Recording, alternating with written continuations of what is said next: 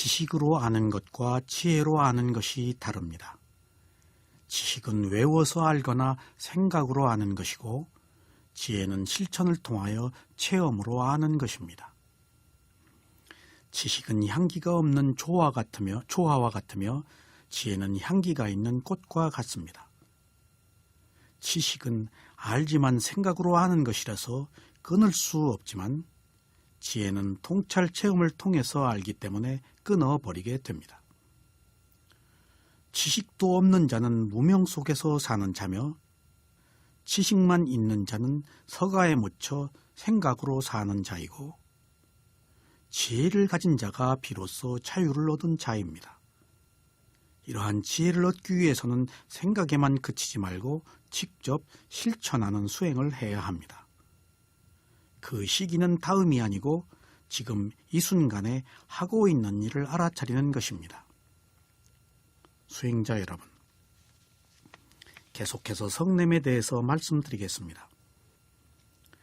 자애로우면 인색하지 않고 인색하면 자유롭지 못합니다. 나누어 갖지 않기 위해서는 자기의 성공을 숨기는 마음은 결코 선한 이들의 표상이 될 수 없습니다. 이러한 마음은 항상 스스로를 움츠리게 하여 스스로를 속박하기 때문에 쓰디쓰게 살아가야 합니다. 그러므로 인색한 마음이 일어나면 즉시 인색한 마음을 알아차린 뒤에 가슴으로 와서 인색한 마음이 남긴 느낌을 주시해야 합니다. 이때 인색한 마음을 없애려고 해서는 없어지지 않습니다. 단지 계속해서 인색한 마음이 있는지를 알아차리면 이것이 삭막한 것이라는 것을 알아서 언젠가 스스로 풍요로운 자애를 찾아서 실천하게 될 것입니다. 마지막으로 성냄과 함께 있는 후회에 대해서 살펴보겠습니다. 후회는 성냄과 함께 일어나는 선하지 못한 마음의 작용입니다. 후회는 선하지 못한 행위를 했거나 선한 행위를 하지 못한 것을 아쉬워하는 마음일 때 성내는 마음과 함께 일어나는 마음의 작용입니다. 후회는 할 수 있는 것을 하지 못한 것에 대한 마음이며 하지 말아야 할 것을 한 것에 대한 마음입니다. 그래서 걱정을 하고 안절부절하며 양심의 가책을 느껴 상심하는 것을 말합니다. 그래서 후회는 뉘우치고 한탄하는 뜻으로 회한이라고도 합니다. 이러한 후회는 항상 들뜸과 함께 있습니다. 추석서에서는 후회를 세 가지로 나누어서 말합니다. 첫째, 마음의 작용 쉬운 두 가지 중에서 선하지 않은 마음의 작용을 말할 때 성냄과 함께 있는 후회입니다. 이때의 후회가 바로 불선업입니다. 논장에서 말하는 후회는 들뜸과 함께 있는 이 첫 번째 후회를 말합니다. 둘째, 점잖지 못한 행동을 하여 계면쩍어 하는 후회입니다. 무심히한 사소한 행동으로 인하여 얼굴을 붉힐 때 이때 후회하는 것을 말합니다. 이러한 행위는 불선업에 해당되지 않습니다. 셋째, 계율에 입각해서 선업인지 불선업인지 잘 구분할 수 없는 애매한 행위에 대한 의문을 가질 때입니다. 이때의 후회도 불선업에 속하지 않습니다. 여기서 말하는 후회는 선하지 못한 마음의 작용을 말합니다. 이러한 후회는 해탈을 하여 열반에 이르는 것을 방해하기 하는 후회입니다. 그러나 누구나 후회를 하지 말고 그렇기 때문에 누구나 후회를 하지 말고 후회하는 마음을 알아차려야 하겠습니다. 이것이 바로 도가를 성취하는 데 장애가 되기 때문입니다. 이러한 후회는 하지 못한 것을 아쉬워하는 탐욕과 함께 있습니다. 그러므로 후회는 성내는 마음과 함께 있습니다. 이러한 이유 때문에 후회를 불선행이라고 합니다. 후회는 참회와는 다릅니다. 이루지 못한 것을 한탄하는 것과 자기가 한 행위를 겸허하게 참회하는 것은 다릅니다. 참회는 믿음과 알아차림과 양심과 수치심과 탐욕 없음과 성냄 없음과 중립적인 마음으로 하는 것이라서 선행에 속하지만 이것과 반대가 되는 후회는 불선행에 속합니다. 수행자 여러분, 이미 지난 일을 한탄하는 것은 생산적이지 못합니다. 과거는 지나갔습니다. 미래도 아직 오지 않았습니다. 수행자는 언제나 현재의 것을 알아차려야 합니다. 과오를 저지르고 그것을 혐오한다고 해서 과거가 없어지지 않습니다. 그러므로 단지 있던 사실을 있는 그대로 알아차리고 말아야 합니다. 그래서 후회하는 마음을 알아차리고 가슴으로 가서 후회하는 마음으로 인해 생긴 느낌을 지켜보는 것이 가장 좋은 수행입니다. 그러고도 과거의 악몽으로부터 벗어나기가 어려우면 그때는 진심으로 참여하면 됩니다. 그런 뒤에 알아차릴 대상을 정확히 겨냥하면 몸과 마음을 지켜보고 고요함을 얻어야 합니다. 과거는 나의 것이 아닙니다. 과거는 이미 형성되었다가 사라진 것입니다. 내가 할 수 있는 일은 지금 새로운 업을 생성하는 일만 남았습니다. 사실은 후회하는 마음을 있는 그대로 알아차리는 것이 가장 효과적인 참회입니다. 그러므로 참회하기 위해서 달리 방편을 쓸 것이 없습니다. 후회하고 있는 그것을 알아차리는 것이 가장 진정한 참회입니다. 우리가 평생을 후회하고 살았지만 개선된 것은 그리 많지 않습니다. 후회하고도 또 똑같은 행위를 반복합니다. 그래서 후회에 대한 효용성에 의문을 갖지 않을 수가 없습니다. 하지만 우리는 하지 못한 것을 한탄하거나 한 것을 한탄하는 것은 생각으로 그치는 것이라서 실효성이 없다는 사실을 알아야 합니다. 생각은 생각입니다. 단 한순간이라도 진실한 알아차림이 있으면 지혜가 나서 사물의 성품을 꿰뚫어 보기 때문에 조금씩 개선될 여지가 있습니다. 이것이 위파사나 수행의 이익입니다. 후회를 한 뒤에 다시 후회하는 행위를 거듭하기 때문에 후회를 하는 것을 노의 근성이라고 합니다. 진정한 참회는 잘못한 것을 뉘우치지만 불선업의 후회는 하지 못한 것을 자책하고 안타까워하는 것이기 때문에 문제가 있는 것입니다. 성냄은 두 가지 종류로 구분합니다. 첫째, 괴로운 느낌에 따라 분노와 함께 자발적으로 일어나는 후회입니다. 자발적으로 일어나는 후회는 자신의 내면으로부터 찾아온 손님입니다. 이런 후회는 습관적으로 일어납니다. 이런 후회가 일어날 때 후회하는 마음을 알아차려서 자신의 축적된 성향을 알아야 합니다. 축적된 성향은 바꿀 수가 없으므로 계속해서 알아차리는 것이 최상의 방법입니다. 둘째, 괴로운 느낌에 따라 분노와 함께 유발되어 일어나는 후회입니다. 이 후회는 내부의 자발적인 후회가 아니고 외부로부터 오는 일로 인해서 유발된 후회입니다.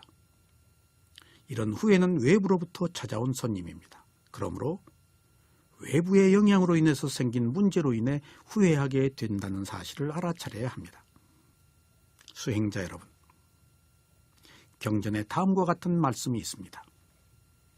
사람은 태어날 때 입속에 토기가 생겨난다. 어리석은 사람은 나쁜 말로 자신을 찍는다. 비난받아야 할 사람을 칭찬하고 칭찬받아야 할 사람을 비난하는 자는 자기 입으로 악업을 쌓는다.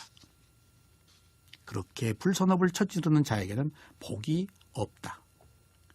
수행자 여러분, 부처님의 가르침은 번뇌에서 벗어나는 것이 유일한 목적입니다. 번뇌에서 벗어나야 행복한 것이며 그렇게 살기 위해서 계율을 지키고 고요함을 얻어 지혜를 얻어야 합니다. 그러나 이런 지혜의 과정이 겉으로는 잘 드러나지 않습니다. 그래서 일반적으로 화를 낸 것으로 지혜를 측정하기도 합니다. 누가 화를 낸다면 이는 탐욕으로 인한 것이며 이러한 탐욕은 어리석음으로 인한 것이기 때문에 우리가 성내는 것은 지혜를 측정하는 잣대라고 아셔야 하겠습니다. 이런 말씀도 있습니다. 저 사람은 나를 욕하고 나를 해쳤으며 나를 이기고 내 것을 빼앗았다고 이와 같은 생각에 끈질기게 매달린 자는 분노가 가라앉지 않는다. 저 사람은 나를 욕하고 나를 해쳤으며 나를 이기고 내 것을 빼앗았다고 이와 같은 생각을 끈질기게 매달린 자는 분노가 가라앉지 않는다. 어느 때나 분노의 감정은 분노로서 가라앉지 않고 분노를 하지 않음으로써 가라앉으니 이것이 만고의 교훈이다. 그렇습니다. 성냄과 혐오는 단계적으로 제거됩니다. 알아차린다고 해서 완전하게 제거되지 않습니다. 화가 난 것을 알아차리고 화난 마음을 알아차리면 그 순간에는 화가 소멸됩니다. 그러나 오랫동안 습관적으로 행해온 화가 알아차린다고 해서 완전하게 소멸될 수는 없습니다. 그래서 지속적으로 알아차려서 먼저 수다원의 도가를 성취해야 합니다. 그렇다고 수다원에서 성냄이 사라진 것이 아닙니다.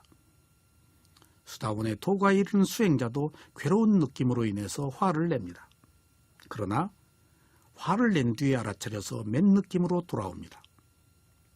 그러므로 수다원이 되면 범부가 내는 화보다도 약하며 화를 냈다가도 즉시 맨 느낌으로 돌아옵니다. 그래서 수다원은 다시 인간으로 태어나서 7생이 내에 아라한이 되어 윤회가 끝납니다. 다음으로 사다함의 도가를 성취해도 역시 화를 냅니다. 그러나 수다원의 화보다도 약합니다. 사다함은 수다원의 도와 과의 지혜보다 깊기 때문에 무상, 고부화를 좀 더 자세하게 보아 탐욕을 일으키는 것이 적습니다. 그래서 화를 내는 것도 약합니다. 그러므로 화를 낸 뒤에도 맨 느낌으로 돌아오는 시간과 횟수가 빠릅니다. 그래서 사다함도 인간으로 한 번 더 태어나서 아라한이 되어 윤회가 끝납니다. 다음으로 아나함이 되면 성냄과 혐오가 완전하게 제거되어 더 이상 잠재적인 성냄과 혐오의 성향이 남아있지 않습니다. 그러나 아직도 미세한 것이 남아있어서 천상의 청거천에 태어나서 그곳에서 아라한의 도가를 성취합니다. 천상에서는 행복만 있고 불행이 없기 때문에 수행을 할 수가 없지만 유일하게 청거천에서만 아나함이 수행을 해서 아라한이 될 수 있습니다. 하지만 청거천의 수명도 너무 오랜 세월을 살아야 합니다. 청거천은 4곳이 있는데 그곳의 수명은 각각 1000대겁으로부터 16,000대겁까지 있습니다. 그래서 아나함이 최선은 아닙니다. 금생의 아라한이 되어서 즉시 모든 번뇌로부터 벗어나서 해탈의 자유를 얻는 것이 누구에게나 치상과제입니다. 수행자 여러분, 아라한이 되면 모든 번뇌가 완전하게 소멸되어 오직 원인과 결과가 없는 무인작용심으로 살기 때문에 탐욕, 성냄, 어리석음이 사라집니다. 그리고 최고의 지혜를 얻은 곳조차도 집착하지 않습니다. 그래서 아무런 걸림이 없습니다. 이 단계가 위파사나 수행자가 이루고자 하는 최고의 단계이며 마지막 과정입니다. 수행자 여러분, 부처님은 계셔도 부처님을 얻은 자는 없습니다. 부처님은 모든 것을 아는 자라는 말인데 모든 것을 안다는 것은 자신의 몸과 마음을 안다는 것입니다. 그래서 무상, 고무아를 알아서 모든 집착으로부터 벗어난 것이기 때문에 부처는 자기 자신이 얻은 지혜 속에도 빠져있지 않습니다. 그러므로 우리가 아는 모든 것들에 대해서 우리가 그것으로 인해서 탐욕을 갖지 말아야 하겠습니다. 지금까지 성냄에 대해서 말씀드렸습니다. 성냄의 실상을 제대로 이해하는 것은 남에게 화를 내는 것 대신에 더 많은 차혜와 연민을 갖는 데 도움이 됩니다. 그래서 화를 내는 마음을 알아차려서 먼저 낮은 단계의 번뇌를 제거해야 합니다. 성냄의 정체가 어떤 결과를 가져오는지 알아야 하며 이러한 성냄으로부터 어떻게 하면 자유로울 수 있는지 살펴봐야겠습니다. 지금부터 수행자 여러분들은 화가 난 마음을 알아차려서 가장 천박한 번뇌로부터 벗어나서 지고의 행복인 자유를 얻으시기 바랍니다. 그러면 여러분들 스스로가 행복해지실 겁니다. 그러면 화가 났을 때 알아차리는 수행 방법을 요약해 보겠습니다. 하나, 화가 난 것을 알아차립니다. 둘, 화가 난 마음을 알아차립니다. 셋, 화가 난 마음이 사라진 것을 알아차립니다. 넷, 화가 난 마음으로 인해서 생긴 느낌을 가슴에서 알아차립니다. 이때 반드시 가슴의 느낌이 아니어도 좋습니다. 만약 머리의 느낌이 강하다면 가슴이 아닌 머리에서 알아차려도 좋습니다. 중요한 것은 화가 난 마음으로 인해 생긴 몸의 어느 곳에 일어난 느낌을 추시하는 것입니다. 다섯, 거친 느낌, 중간 느낌, 미세한 느낌을 알아차린 뒤에 호흡을 알아차립니다. 여섯, 이렇게 느낌이 사라지고 느낌이 사라진 뒤에 호흡이 있고 만약 그 호흡이 사라졌다면 다음에는 가슴에 있는 미세한 맥박을 알아차립니다. 이렇게 해서 화가 났을 때 화가 난 것을 알아차리고 반드시 화가 난 마음을 보아야 합니다. 그리고 그 마음은 빠르게 일어났다 사라지기 때문에 그 마음으로 인해서 생긴 가슴의 느낌을 추시하면 점진적으로 화가 약화되며 온전한 고요함을 얻을 수 있을 것입니다. 모든 분들이 이런 수행을 통해서 성냄으로부터 자유로워지시기를 간절히 바랍니다.